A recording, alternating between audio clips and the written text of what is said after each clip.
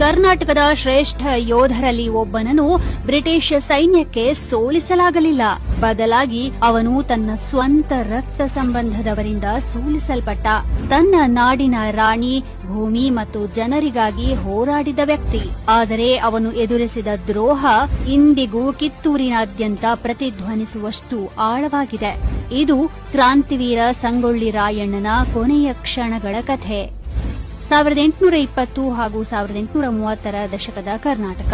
ರಾಣಿ ಚೆನ್ನಮ್ಮಳನ್ನು ಬ್ರಿಟಿಷರು ಮೋಸಗೊಳಿಸಿ ಜೈಲಿಗೆ ಹಾಕಿದ್ದ ನಂತರ ಹೆಚ್ಚಿನವರು ಪ್ರತಿರೋಧ ಮುಗಿದಿದೆ ಎಂದೇ ಭಾವಿಸಿದ್ದರು.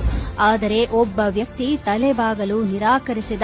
ಅವನೇ ಕಿತ್ತೂರಿನ ನಿರ್ಭೀತ ಸೇನಾಧಿಪತಿ ಸಂಗೊಳ್ಳಿ ರಾಯಣ್ಣ. ನಾನು ಕಿತ್ತೂರನ್ನು ಮುಕ್ತಗೊಳಿಸುತ್ತೇನೆ ಮತ್ತು ನಾನು ಬ್ರಿಟಿಷ್ ಆಳ್ವಿಕೆಯನ್ನು ಕೊನೆಗೊಳಿಸುತ್ತೇನೆ ಎಂದು ರಾಯಣ್ಣ ಒಂದು ಗಂಭೀರ ಪ್ರತಿಜ್ಞೆ ಮಾಡಿದ್ದ. ಯುದ್ಧದಲ್ಲಿ ಕಿತ್ತೂರು ಸೋತ ಬಳಿಕ ರಾಣಿಯ ದತ್ತುಪುತ್ರ ಶಿವಲಿಂಗಪ್ಪನೊಂದಿಗೆ ಅವನು ಕಾಡಿನಲ್ಲಿ ಕಣ್ಮರೆಯಾದ.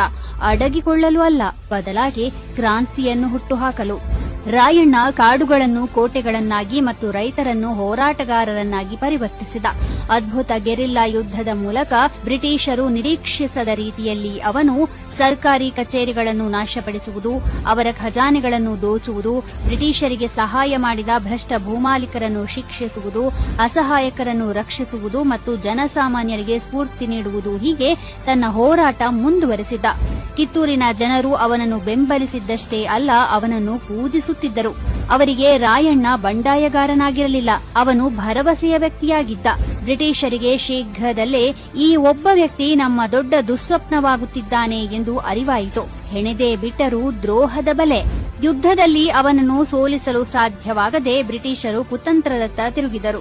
ಅವರು ರಾಯಣ್ಣನ ಸ್ವಂತ ರಕ್ತ ಸಂಬಂಧಿ ಲಕ್ಷ್ಮಣನನ್ನು ಸಂಪರ್ಕಿಸಿದರು. ದುರಾಸೆ ಮತ್ತು ಭಯ ಅವನ ನಿಷ್ಠೆಯನ್ನು ಆವರಿಸಿತು. ಒಂದು ಪ್ರಶಾಂತವಾದ ದಿನ ರಾಯಣ್ಣ ತನ್ನ ಖಡ್ಗವನ್ನು ಪಕ್ಕಕ್ಕೆ ಇಟ್ಟು ಸ್ನಾನ ಮಾಡಲು ಹೊಳೆಗೆ ಇಳಿದ. ಆಗಲೇ ಎಲ್ಲಾ ದಿಕ್ಕುಗಳಿಂದಲೂ ಬ್ರಿಟಿಷ್ ಪಡೆಗಳು ಹೊರಬಂದವು.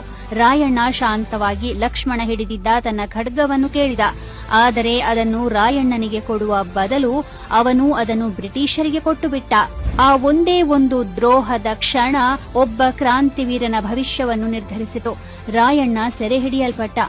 ರಾಯಣ್ಣ ಮತ್ತು ಅವನ ಸಂಗಡಿಗರನ್ನು ಶೀಘ್ರವೇ ಗಲ್ಲಿಗೇರಿಸಲಾಯಿತು. ಆದರೆ ಸಾಯುವ ಮೊದಲು ಅವನು ಹೇಳಿದ್ದೇನು ಗೊತ್ತಾ? ನೀವು ನನ್ನನ್ನು ಗಲ್ಲಿಗೇರಿಸಬಹುದು, ಆದರೆ ನಾವು ಸ್ವಾತಂತ್ರ್ಯವನ್ನು ಗೆಲ್ಲುವವರೆಗೆ ಈ ಭೂಮಿಯ ಪ್ರತಿಯೊಂದು ಮನೆಯಲ್ಲೂ ರಾಯಣ್ಣ ಹುಟ್ಟುತ್ತಾನೆ ಅಂತ. ಆ ಮಾತುಗಳು ಇಂದಿಗೂ ಕನ್ನಡ ನಾಡಿನ ಮಣ್ಣಿನಲ್ಲಿ ಅನುರಣಿಸುತ್ತಿವೆ. ಇವನು ನಮ್ಮ ನಾಯಕ, ನಮ್ಮ ಕ್ರಾಂತಿವೀರ, ನಮ್ಮ ಸಂಗೊಳ್ಳಿ ರಾಯಣ್ಣ.